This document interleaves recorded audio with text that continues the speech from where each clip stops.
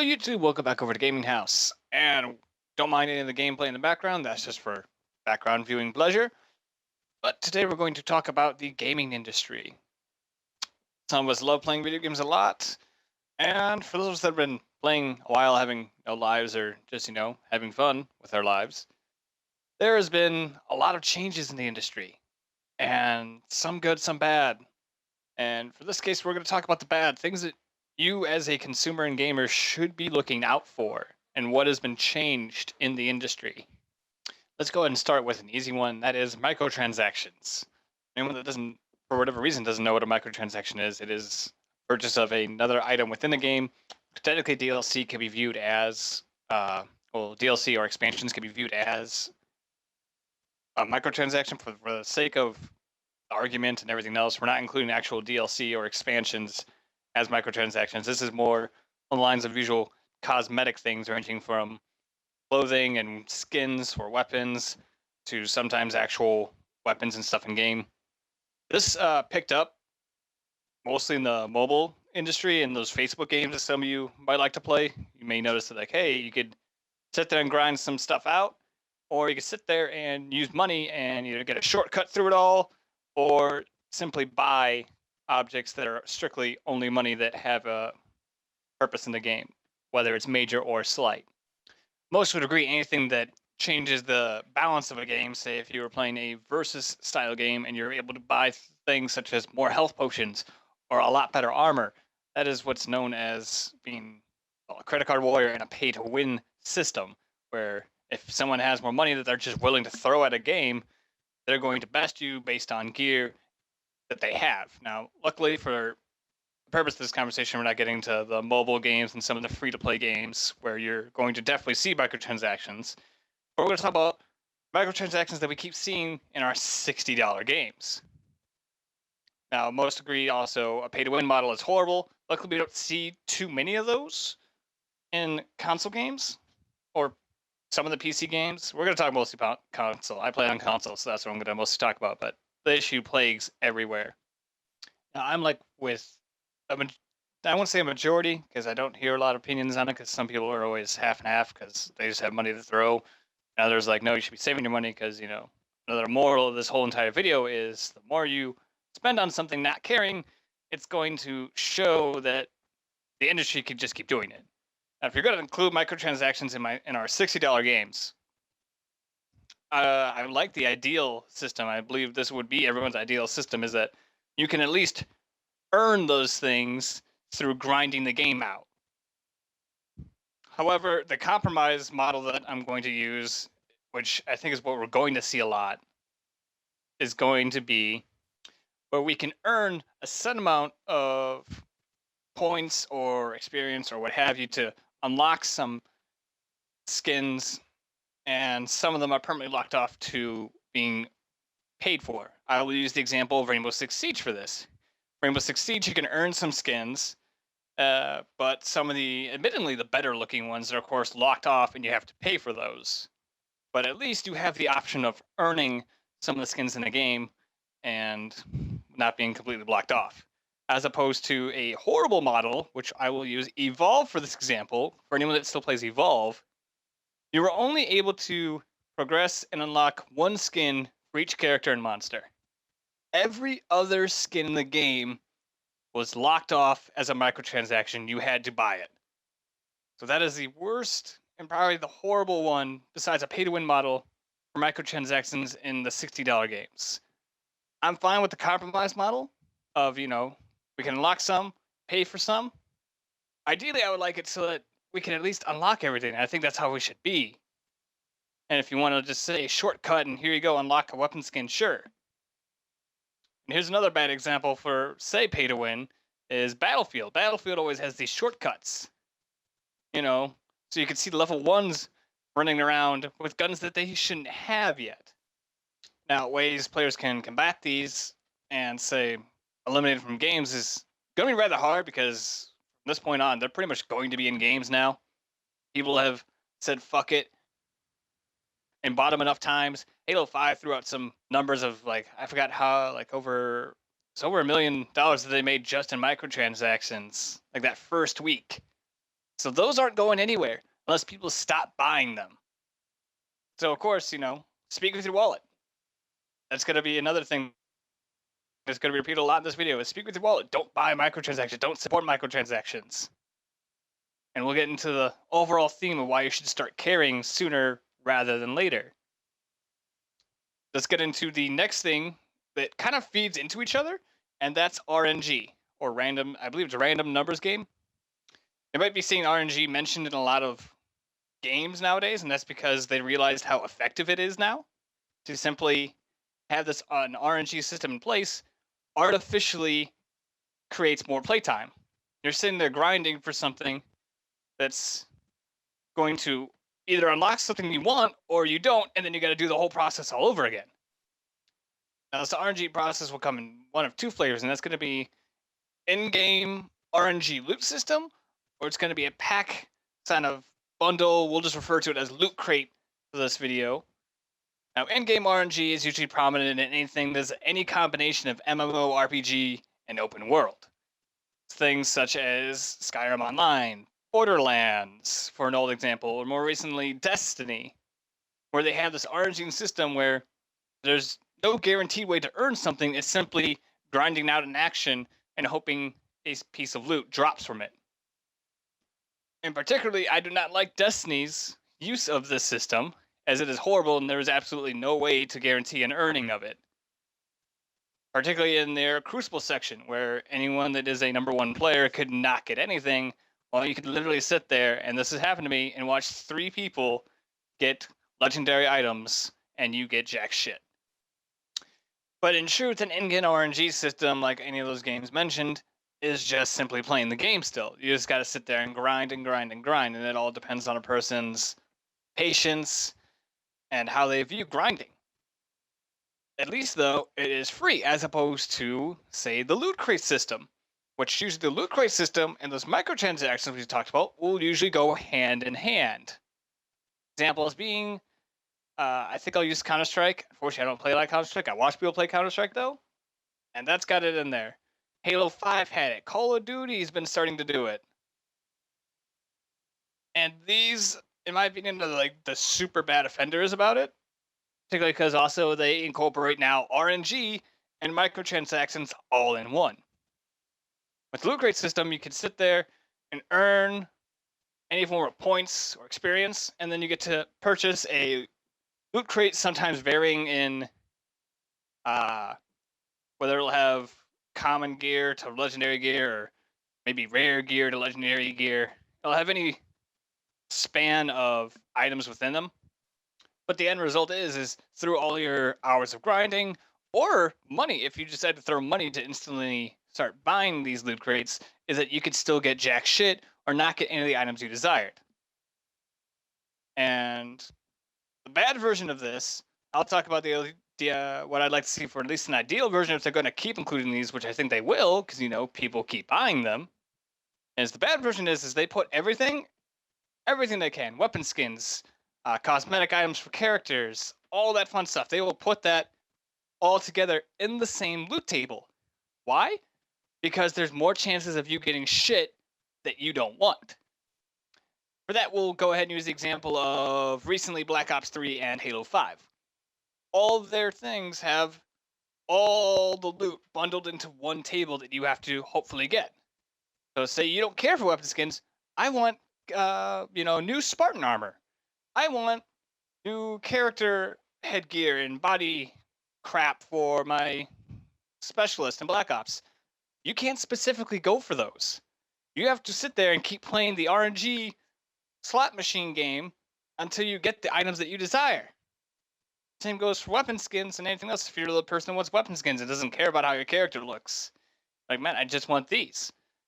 A bad example also was Halo 5 also had the rec cards for Warzone mode, where people would have the advantage because they kept getting, say, tank rolls and other vehicle rolls and weapon rolls, and you don't.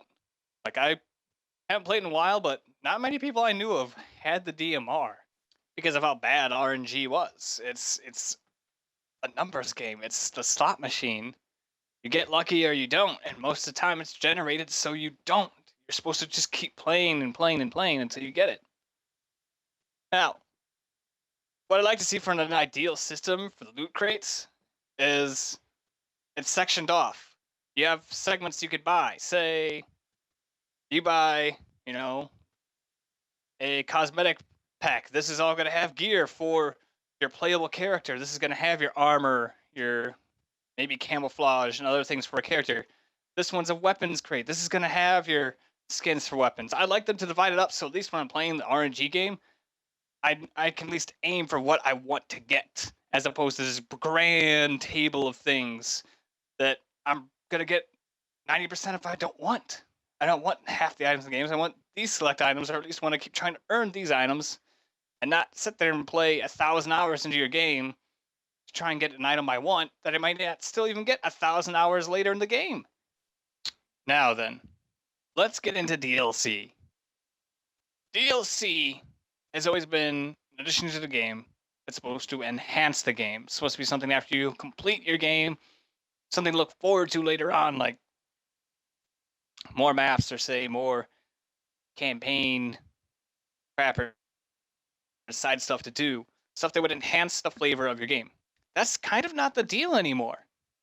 If you really think about it, all AAA games that are coming out, like I think it's rare to try and actually find an example that doesn't have one, but most of the games nowadays have a season pass to them now. They are centered around DLC. They are made for and created with DLC already in mind, which would sound good and exciting if sometimes half these games would feel complete, if they would feel like they were worth $60. And man, before I get into the last argument, which is the argument about whether or not a game should be worth $60 or so, I want to finish my talk about DLC. Let's use, say, Battlefront for an example. $60 game, $50 season pass.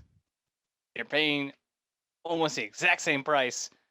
One more DLC that you don't know what you're going to get. Half the time these season passes, you don't know what you're going to get. The exceptions are, say, the season pass for Black Ops 3. You know what you're going to get. You're going to get a zombie map. You're going to get 3 or 4 multiplayer maps, and then maybe a weapon, maybe some skins. Other than that, half the time you're not knowing what you're getting. You're, again, gambling on the experience you're going to have based on the unknown. Now, I don't necessarily have a problem mostly with DLC, just whether or not it's going to be good DLC, which is all perspective. Particularly in multiplayer, just getting more maps, and maps might suck, guns might suck, etc. All that fun stuff. But I kind of actually just want to talk about the value of a $60 game now. I kind of want to get into that part, which is becoming the trending topic. I'm starting to mention in my reviews, other YouTube reviewers and gamers are starting to include that in their reviews, like buy, pass, rent, etc., or whether or not to pick it up at a reduced price. And I think that is an important topic to discuss because of also DLC is how much content are you getting in your game to, say, justify a $60 price tag? Of course, when I mean justify, I mean kind of more objectively. Obviously, if you really enjoy a game, then to you, it's going to be worth $60.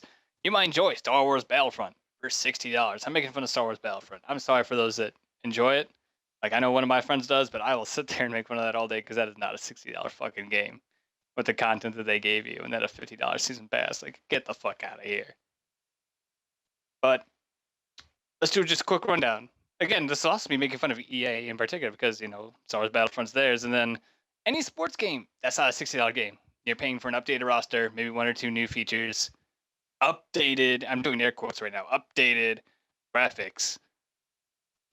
Those are not $60 games. I'll hold my tongue in racing games because I don't play any racing games ever.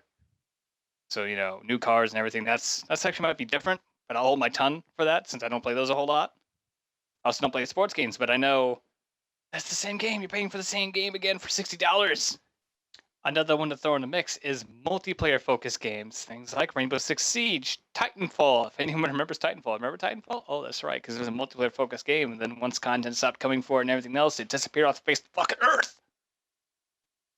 But, again, multiplayer-focused games, less games having campaign, or less focus on campaign. Something that hurts me deeply because I grew up on, mostly campaign games, and then multiplayer games that were had their multiplayer attached to the campaign, so you usually play the campaign first and then get into multiplayer to get some more kicks, but now everyone's becoming multiplayer focused.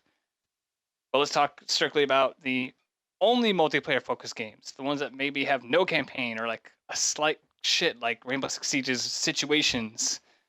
If you're gonna sit there and give us these multiplayer focused games for $60, you best have, first off, you best work fucking day one. Enough of this bullshit server problems on all these games that have multiplayer. Seriously, be fucking prepared. Stop being lazy. Buy more servers. Customer satisfaction should probably take priority over your goddamn wallet, because customer satisfied, they'll throw more money at you. Also, since you're a multiplayer focused game, you should probably have a bunch of your aspects down. You should have great variety in weapons, skills, etc. But also, in particular, your maps. In my opinion, and probably one that can be agreed upon very easily, is you should launch your game with no less than 10 maps across all fields. Across all fields. I say this, I'll use Halo 5 for an example. Halo 5, I think it had over 10 maps at launch. But it had only, I think, 3 or 4 maps, depending on the game mode you were playing, that you could actually play. Warzone had 3. Their new game mode, I can't remember the name of it. It was that prison one or whatever, where you had to capture the flag and you only had 1 life. That one had another like 3 or 4 attached to it. Slayer had like another 3 or 4. You had only 3 or 4 maps per game mode. That's not fucking acceptable at the launch of your fucking game. You should have great variety so it doesn't get stale, so people don't get bored real quick and you rely on your goddamn RNG, goddamn loot crates to extend life till the next DLC pops out. You shouldn't be having to do that. That is unacceptable. 10 maps, at least, across all game modes. Now, if you've been with me at this long into the conversation, either you started at the beginning or you skipped all the way over to this part, I've been wondering, like, why does it matter? Why does it matter? Why does it keep going on about $6 games and everything else? And it's because when you pay $6 for a game, you should get a complete and full game on purchase. You shouldn't have to sit there and wait for price to drop or rely on DLC or patches. Another thing, if you played the game on release and it's either broken, several other aspects are broken, maybe the servers don't work, something's just out of whack, and you wonder, like, why is this happening? Or you don't care sometimes and you're just like, well, I still enjoy the game and I think it's worth $60, etc. Here's the thing though. When you keep paying $60 for games that don't seem like a full, complete experience, whether they be just crappy games or, say, I'll just keep picking on multiplayer-only games. When it comes to people like, say, YouTubers or anyone that's been gaming a while, they don't care if they pissed off us. We're usually part of a smaller number than, say, the casual market, which is what most gamers are, or casual gamers, or people that have the money that'll just throw it down and say, fuck it, play it. And they're not aiming to piss you people off yet. They're going to keep testing those boundaries.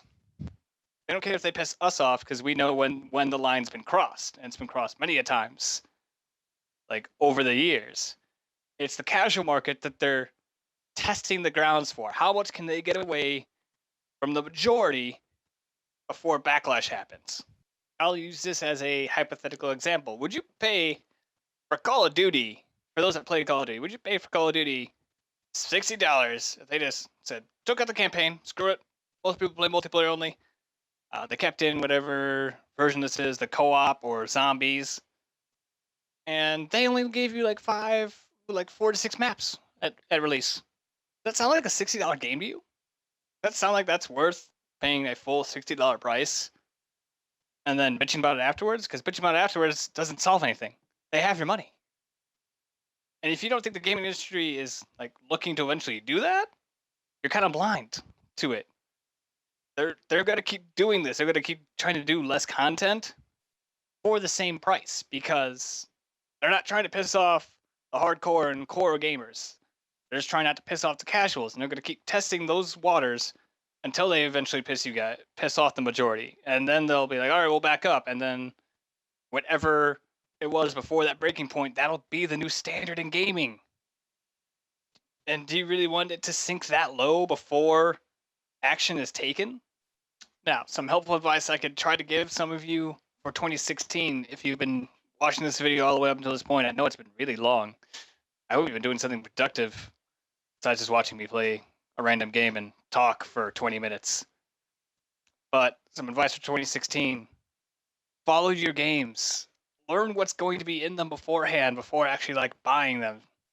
Don't listen to the big gaming company reviewing sites such as IGN, GameSpot. Sorry for calling you guys out, but those people are paid in some shape, way, or form. Whether they're paid directly, whether it's by sponsorships, whether by it's the fact that they get early access to the game and they get to publish the review ahead of everyone else, therefore generating clicks on their sites, which generate them revenue. Those are people that, like, I'm not going to say they're bad people because I don't believe they actually are. I don't think, well, maybe one or two might be evil for all I know. But those are sites that have something to gain from giving positive reviews or giving more shine on the positives and looking at the negatives of some of the games, i.e. Call of Duty, for instance. So maybe check out more of your YouTube viewers. Of course, I do reviews, but honestly, I get my games at launch. I don't get or have tried to get early access to any of the games yet because I'm so tiny. But some of those, they will get early access to it, and hopefully, they aren't sponsored by it, because that can happen too, unfortunately, with YouTube reviewers, is they are sponsored by the person that gave them the game, and if they don't give a good review about it, they might put a copyright claim on it, and then not, give them access to it anymore for like future. Now, the final big one is E3. Those who don't know what E3 is, it's the Electronic Entertainment Expo. That takes place every year. I forget the date because I'm a horrible person and I don't work off a script half the time. I just go on and ramble. But this is where a lot of games will either get revealed or they'll show a lot more gameplay if they've been like kind of hinting, hey, this game's coming out at some point. Oh, it's the big gameplay reveal finally.